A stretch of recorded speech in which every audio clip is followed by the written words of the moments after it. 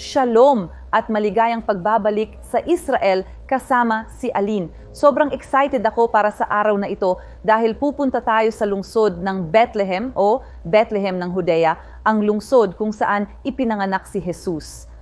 Ngayon, ang lungsod ng Bethlehem ay nasa ilalim ng autoridad ng Palestina. Pero malapit lang ito, kaya tara na at sa loob ng 30 minuto ay makakarating na tayo sa Bethlehem. Kaya kung handa na kayo, simulan na natin. Simulan natin ang ating paglalakbay dito sa magandang rehiyong ito na tinatawag na kabundukan ng Judea at samantalahin natin ang biyahe papuntang Bethlehem para ipaliwanag ng kaunti kung ano ang autoridad ng Palestina. Simulan natin mula sa simula.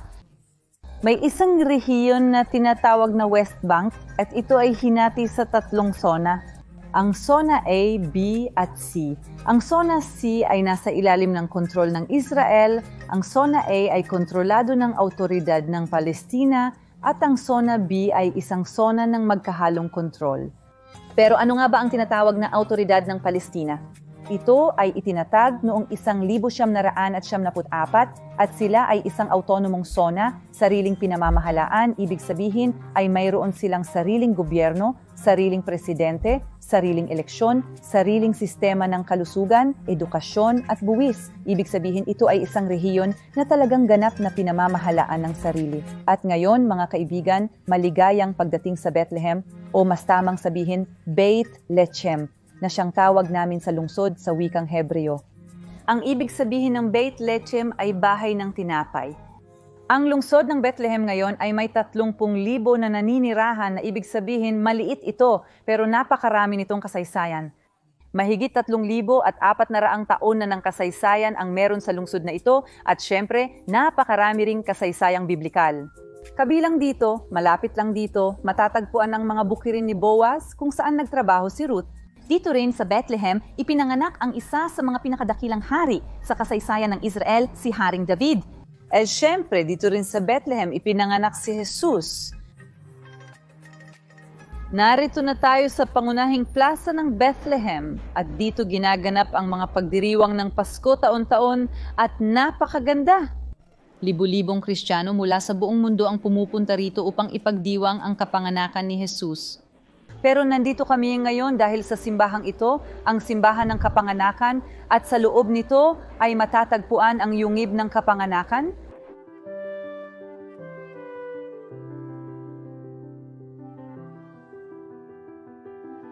Pero bago tayo pumasok talaga sa loob ng simbahan, may tanong ako. Bakit si Jesus ng Nazaret ay ipinanganak dito sa lungsod ng Bethlehem? Noong panahong iyon, mahigit 2,000 taon na ang nakalipas, nagsagawa ang mga Romano ng census, isang pagbibilang ng populasyon. At bawat isa ngayon ay kailangang pumunta sa lungsod ng pinagmulan ng kanilang pamilya upang maisama sa pagbibilang ng populasyon. Si Maria, dahil kasal kay Jose, ay kailangang sumama kung saan siya pupunta. At saan nga ba kailangang pumunta si Jose?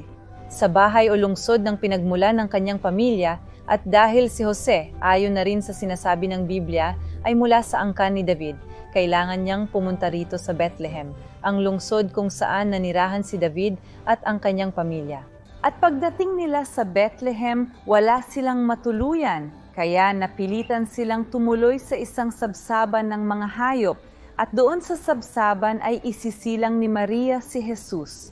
Ngayon, sa panahong iyon dito sa rehiyon ng Judea, madalas na ang mga hayop ay inilalagay sa loob ng mga kuweba, kaya naman yung sabsaban ng kapanganakan ay nasa loob ng isang kuweba. At ngayon papasok tayo sa simbahan at titingnan natin ang kuweba ng kapanganakan. Tara na!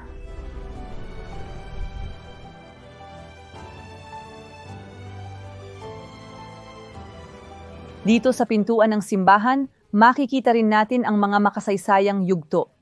Makikita natin doon sa itaas ang orihinal na palatandaan ng pintuan, dati ay napakalaki ng pasukan ng simbahan at ito ay paliit ng paliit sa paglipas ng mga siglo. Makikita rin natin dito ang arko mula sa panahon ng mga krusada, pero ngayon ang simbahan ay may napakaliit na pasukan. Kaya tinatawag din itong pintuan ng kababaang loob, dahil lahat ng papasok ay kailangang yumuko, kailangang magpakumbaba bago makapasok. Kahit ang hari, kapag dumating dito, kailangan pa ring yumuko para makapasok sa simbahan ng kapanganakan.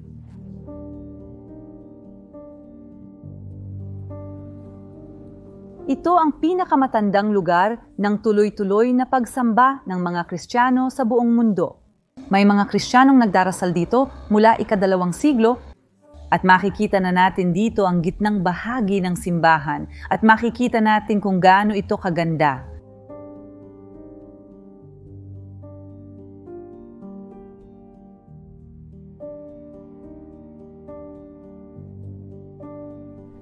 Ang unang gusali na itinayo sa lugar na ito ay hindi isang Kristiyanong gusali.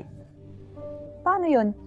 Noong taong 130 sinimulan ni Emperador Adriano ng Roma na magpatayo ng mga paganong lugar sa ibabaw ng mga lugar ng pagsamba ng mga Kristiyano at Hudyo. Halimbawa, sa lugar kung saan dating nakatayo ang Templo ng Jerusalem, nagtayo siya ng isang templo para sa Diyos na si Jupiter.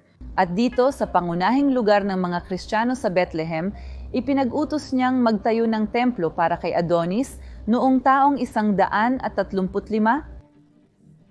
Sa loob ng 200 taon, ang lugar na ito ay magsisilbing templo para kay Adonis, hanggang sa ang Imperyong Romano ay magpalit mula sa paganismo patungo sa Kristyanismo. At doon lamang itinayo dito ang unang simbahan noong taong 326 sa utos ni Emperador Constantino at ng kanyang ina, si Helena. At may mga labi pa ng simbahan na ito na 1,700 taon na ang tanda dito. Ang orihinal na sahig ay naririto pa rin hanggang ngayon.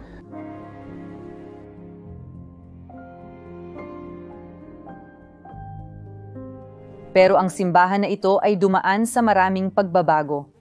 Noong taong 529, nagkaroon ng malaking rebelyon ng mga Samaritano na nauwi sa pagkasira ng simbahan.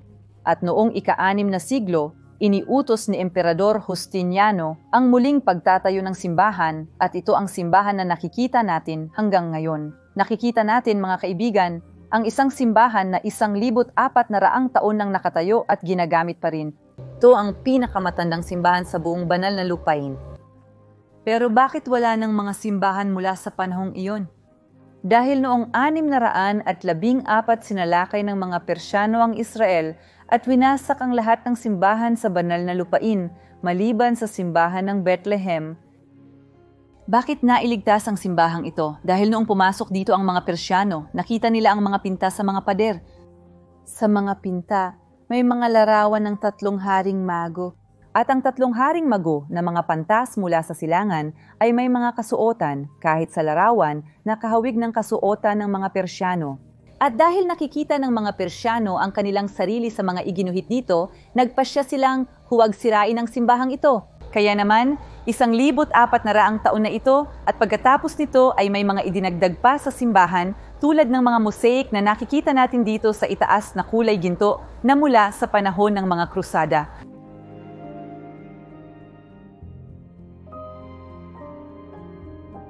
Tulad ng nakikita natin dito sa likod, kasalukuyang inaayos ang simbahan, makikita natin ang lona at mga scaffolding. Ang simbahan ay nasa ilalim ng restorasyon mula pa noong 2013. Ipapakita ko ngayon sa inyo ang mga larawan ng simbahan bago ito irestorasyon at makikita natin kung ano na ang itsura nito ngayon at ang napakalaking pagkakaiba ng dalawa. At ito ay isang napakalaking proyekto ng paglilinis at restorasyon ng simbahan at kabilang sa mga bansang tumulong magpondo ng proyekto ay ang Brazil. Kaya may kaunting bahagi rin ang Brazil sa restorasyon ng simbahan na ito.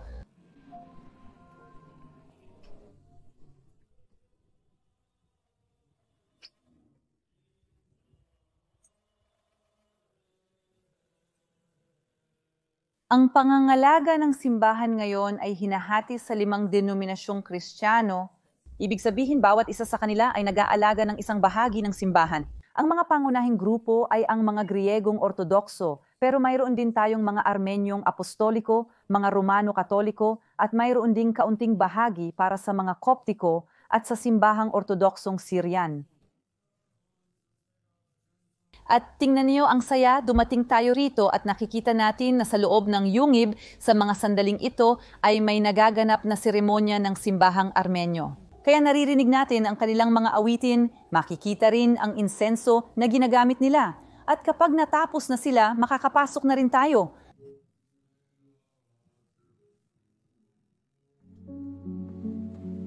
Dumating na tayo ngayon sa mga pinakamahalagang lugar ng mga Kristiyano sa buong mundo.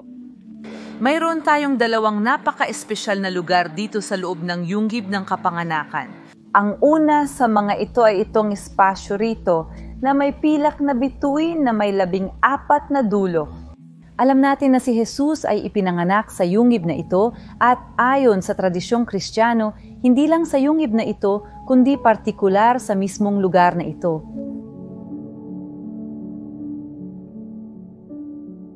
Kapag pumupunta tayo rito sa isang normal na panahon, nakikita natin ang libu-libong mga peregrino araw-araw na pumipila para makapunta at mahawakan ang lugar na ito.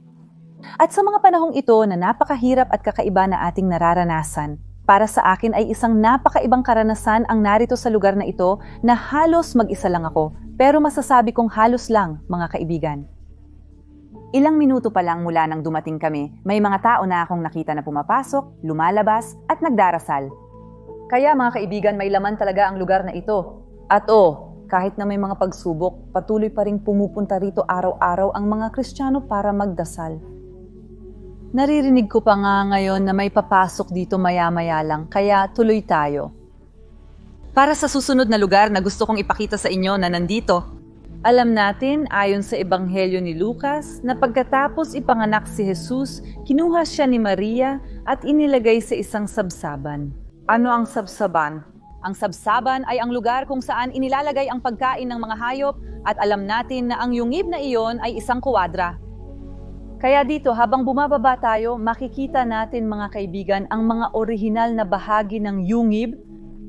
Alam ko na maraming mga dagdag na inilagay dito sa paglipas ng kasaysayan, pero kung titingnan natin sa ilalim ng mga iyon, makikita natin dito ang mga orihinal na bahagi ng yungib. Itim sila dito, makikita natin, dahil sa uling mula sa mga kandila na naipon sa loob ng mga siglo. Pero ang pinakamahalaga ay ang lugar ng sabsaban, mga kaibigan. Kaya dito sa yungib na ito, mayroon tayong lugar ng kapanganakan at pati na rin ang lugar ng sabsaban na malinaw na tinukoy.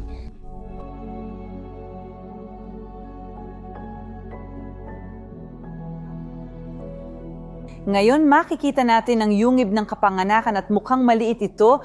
Nakikita natin dito ang likuran nito, pero hindi iyon ang totoong laki. Kung titingnan natin, may pintuan, halika kayo, at tingnan natin ang pintuang ito. Mayroong bang anuman sa kabila nito? Ano ang meron dito?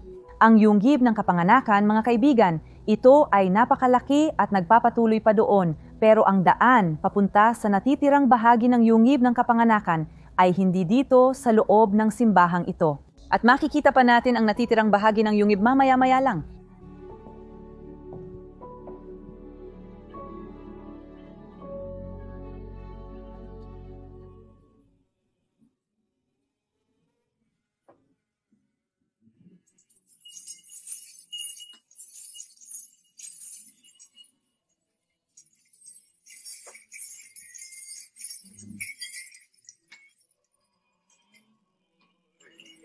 Abril na ngayon pero ang diwa ng Pasko dito sa Bethlehem ay buong taong nararamdaman.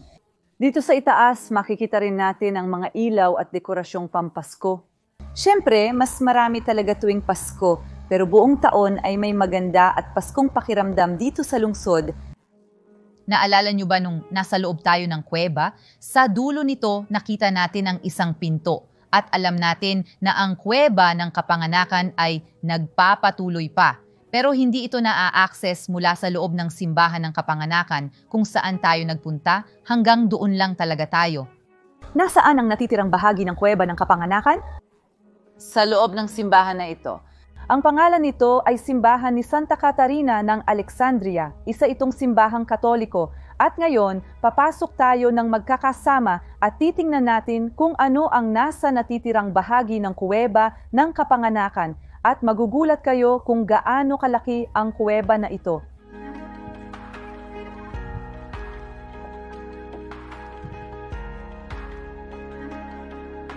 Ang simbahan ng kapanganakan na nakita natin kanina, ito ang pinakamatandang simbahan sa buong banal na lupain, pero ang simbahan na nilalakaran natin ngayon ay mas moderno. Ito ay mula pa noong ika-19 na siglo na itinayo sa ibabaw ng mga labi ng mas matatandang mga gusali. Ang unang gusali na natagpuan dito sa mga paghuhukay ng arkeolohiya ay isang monasteryo mula sa panahon ng Byzantine. At ang simbahan, gaya ng nakikita ninyo sa larawang ito mula sa himpapawid, ay nakadikit sa simbahan ng kapanganakan at ang yungib ay konektado sa ilalim ng lupa. Ito ang mapa ng yungib ng kapanganakan, kaya tingnan ninyo kung gaano karaming mga espasyo ang narito, ilang mga lugar, ilang mga silid. May silid na nakita natin na siyang lugar ng kapanganakan at ng sabsaban, mayroon ding isang espasyo na tinatawag na espasyo ni San Jose, ni San Jeronimo, na makikita rin natin maya-maya, ibig sabihin napakalaki ng lugar na ito.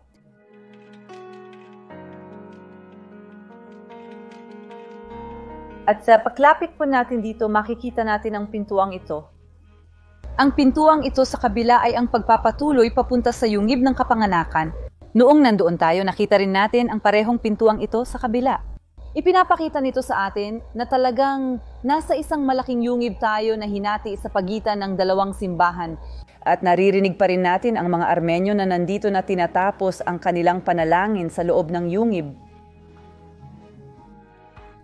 At sa loob ng parehong yungib na ito ay may isang napakalungkot na kwento. Nakikita natin dito sa paligid natin ang ilang mga nicho. Ayon sa tradisyong Kristiyano, ang mga nichong ito ay bahagi ng mga libingan ng mga inosenteng bata. Nang ipinanganak si Jesus, iniutos ni Haring Herodes ang pagpatay sa mga inosenteng bata. Kaya rito, pinaniniwalaan na bahagi ng lugar na ito ay ginamit talaga bilang mga libingan.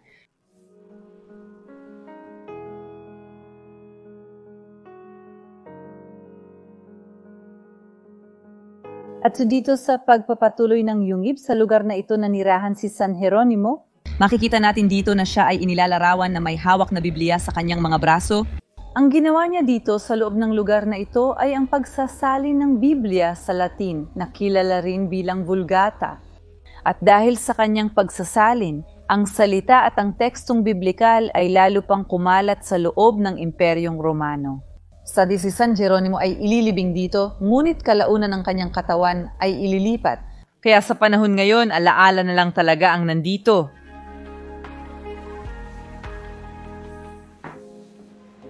Paalis na kami na ngayon mula sa simbahan pero may isa pa akong mahalagang paalala. Pero samantalahin natin ngayon at tingnan ang magandang tanawin ng lungsod ng Belem. And gusto kong i-anunsyo ngayon na ang ating channel ay mayroong club ng mga miyembro. Ano ang ibig sabihin nito? Ibig sabihin nito ay maaari ninyong suportahan ang ating channel at ang ating mga bagong video at makakatanggap din kayo ng eksklusibong nilalaman.